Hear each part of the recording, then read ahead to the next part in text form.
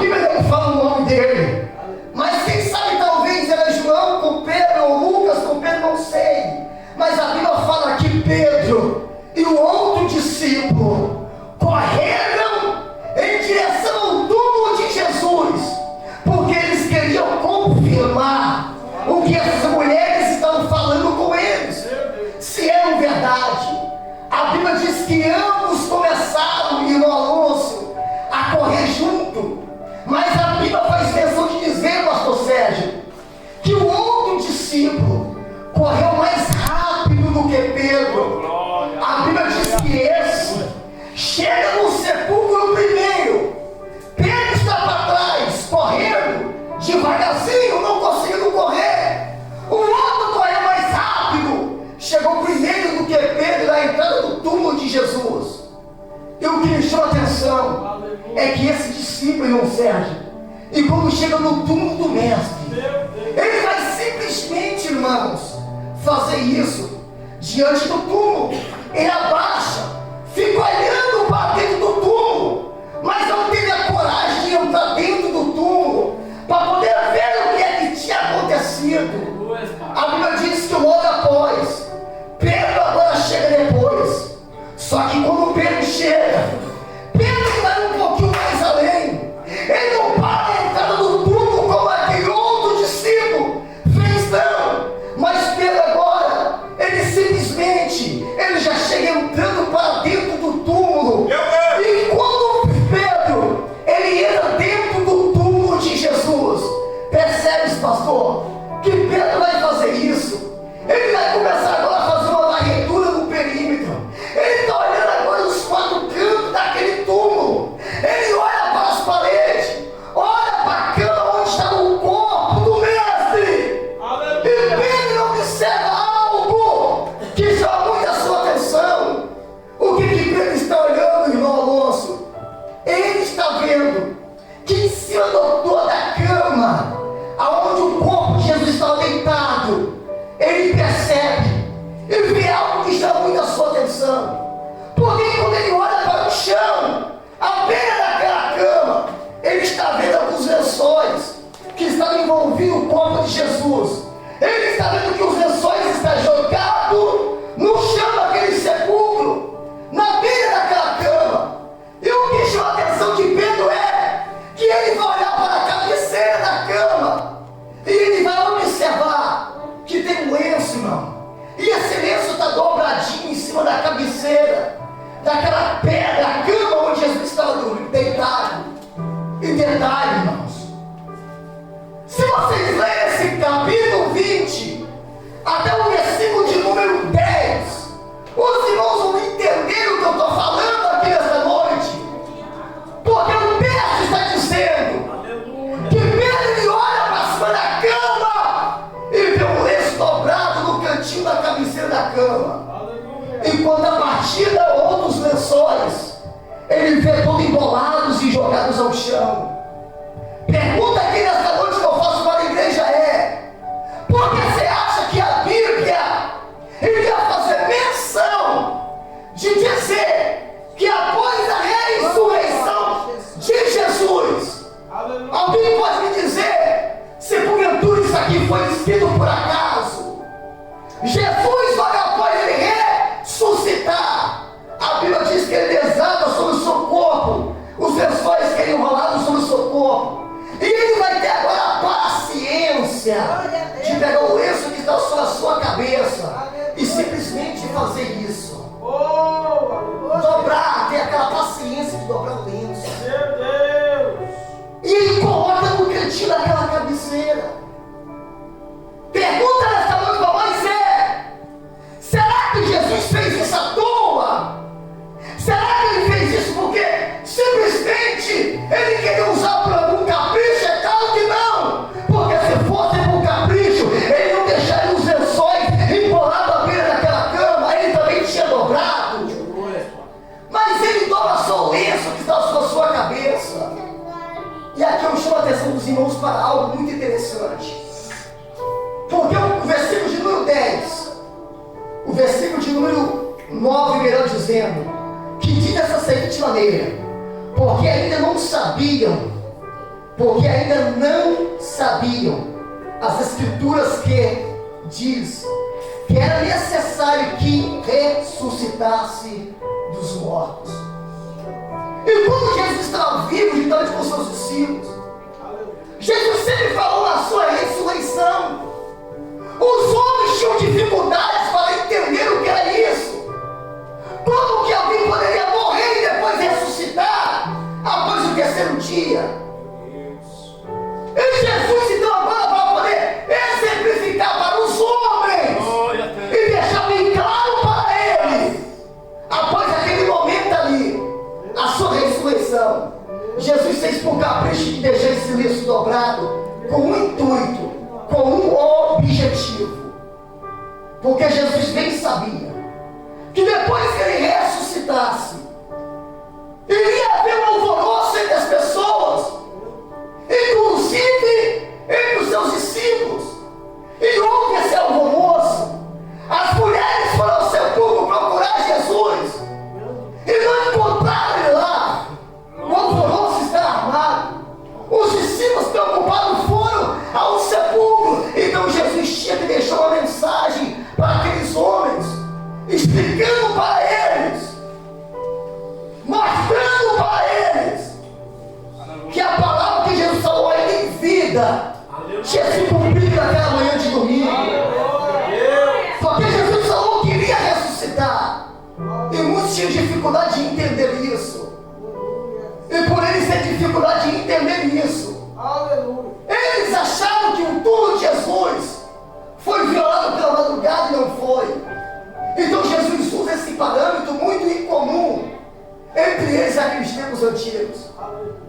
Historiadores, até mesmo a teologia afirma isso, que naqueles tempos antigos as pessoas, ou os mordomos, os jovens, sei lá, seja eles quem fosse, que iriam trabalhar na casa de alguém, um servente, alguma coisa do tipo assim. E quando eles iriam levar a mesa da refeição, almoço, a janta, não sei, eles tinham uma tradição muito incomum como essa que Jesus usou aqui nesse dia. E a tradição diz que quando alguém levava a mesa do jantar para o seu Senhor, essa pessoa, após levar a mesa do jantar, ou na sua refeição, será, tinha que colocar tudo no seu devido lugar: talher, xícara, prato, lenço. E eles tinham que distanciar uma distância razoável, porque eles não podiam invadir a privacidade do seu Senhor no momento da tua refeição. Só que quem colocou a mesa tinha que ficar ligado em uma mensagem que o teu Senhor ia dar para ele. Então esse mordomo, esse empregado distanciava, ficava de longe, observando os teus senhores ou o teu Senhor fazer a refeição. De longe está o rapaz ou o mordomo, será, vigiando. Do lado de cá está o Senhor fazendo a refeição, se alimentando. Do lado de lá ele está olhando para a mesa. E ele está vendo que por alguns momentos o teu Senhor levanta a mesa por alguns momentos. Mas só que ele não deixa nenhum vestígio, nenhum sinal dizendo que tinha terminado a refeição, não. Ao contrário, ele deixou um vestígio dizendo que ia retornar para a mesa ainda. Por quê? Porque quem está lá vigiando, se olhar seu Senhor ao levantar da mesa, mas se o lenço estivesse dobrado, ele poderia entender, lógico que ele poderia entender: o meu Senhor vai voltar a sentar na mesa segunda. Aleluia. A refeição dele não acabou, porque o lenço ainda está dobrado. Então esse mordomo entendia: talvez o meu Senhor foi no banheiro ou foi fazer alguma coisa do tipo, mas ele vai voltar a poder sentar na mesa de novo. Então não é a hora, não é o momento de tirar a mesa, de fazer a retirada dos talheres. E não precisa lembrar que o teu Senhor volta a sentar na mesa de novo, se alimenta de novo. Só que agora, depois que a refeição termina, esse está observando. O teu Senhor pega aquele lenço e vai fazer isso. Limpa a tua boca, limpa a tua barba, pega aquele lenço, pastor Sérgio, e limpa as pontas do seu dedo. E ele vai fazer isso com o lenço, ele embola o lenço e joga em cima da mesa e retira-se.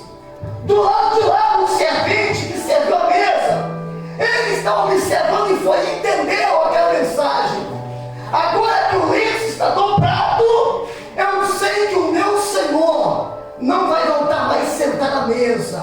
Então eu posso retirar a mesa da refeição. Eu posso colher essa mesa. Eu posso retirar o que eu coloquei sobre a mesa, porque não vai sentar mais. Será que os irmãos entenderam o que Deus está falando nessa noite para a gente? Aleluia, Deus! Por que Jesus, quando ele ressuscita, irmãos, ele faz questão de dobrar o lenço e deixar ali naquele túmulo, em cima daquela cama? Ele vai voltar. Por que, irmãos? Era simplesmente para poder mostrar para aqueles homens, entenda a mensagem que eu deixei para vocês em cima da cabeceira dessa cama. Não é que o meu corpo foi violado pela madrugada, não. Aleluia! Não é que ninguém roubou o meu corpo, não. É que eu ressuscitei. E a promessa que eu deixei para a minha igreja é que eu voltaria para poder ficar convosco. Então, quando Pedro olha aquilo, ele entende, irmãos, ele entende que o túmulo de Jesus não foi violado. Ele passa a entender que naquela madrugada de domingo, Jesus tinha ressuscitado. E ele sabia que logo após a ressurreição dele, ele ia sair daquele túmulo. Mas ele deixou bem claro: eu deixei o túmulo por alguns momentos, mas eu vou voltar, não para ficar aqui dentro do túmulo, mas eu vou voltar para poder ficar com a minha igreja nessa terra. A pergunta dessa noite aqui que eu faço para a igreja do Senhor: hoje nós temos momentos, horas suficientes para poder andar dentro da igreja a hora que nós quisermos. Podemos até deixar para poder aceitar Jesus amanhã ou depois, porque segundo esse texto que nós lemos desta noite, esse texto está dando esse respaldo para nós aqui. Mas detalhe, nós não sabemos o dia e a hora que ele vai voltar. Então hoje o ser humano tem tempo suficiente para poder se arrepender dos teus pecados, do teu mau caminho e aceitar Jesus. Por quê? Porque Jesus não voltou ainda, porque o lenço da graça está dobrado. Então significa que quando o lenço da graça estiver dobrado, significa que ainda está para poder voltar, para poder buscar a tua igreja. Então você não voltou ainda, você e eu, nós temos tempo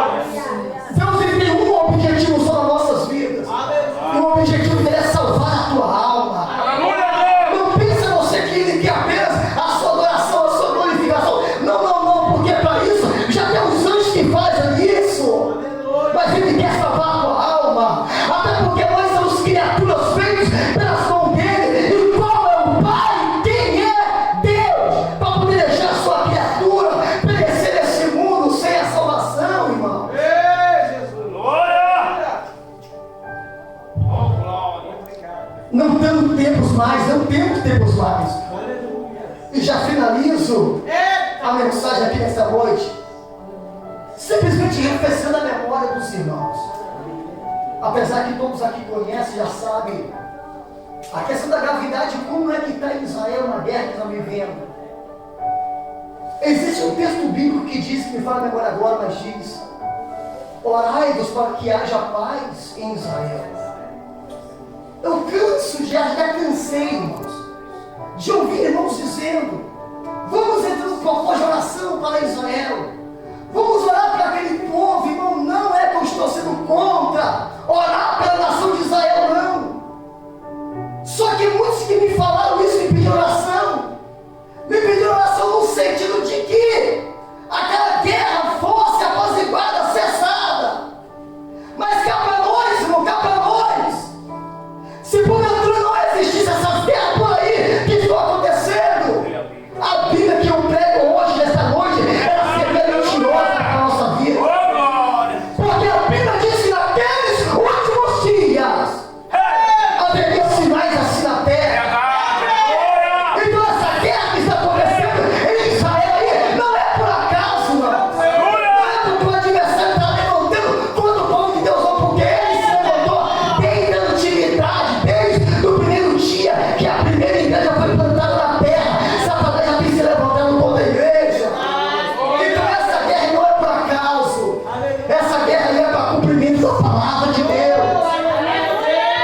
E um amigo meu falou comigo: varão, nós temos que orar para aquele povo. Eu falei com ele: mas orar em que sentido? Para Deus cessar a guerra? Ou para Deus dar força para aquele povo suportar as provações? Então é necessária essa guerra aí, irmãos. E essa guerra está aí simplesmente para poder fazer eu e você abrir nossos olhos e enxergarmos que esse dia, que a Bíblia dizia que iria chegar, esse dia está bem próximo. Esse dia está bem perto, quando você menos imagina. A Bíblia diz que é um abrir e fechar de olhos que o Filho do Homem vai vir sobre esta terra. Você sabe o que é isso, irmão? Um abrir e fechar de olhos é repentino, irmão. É de repente.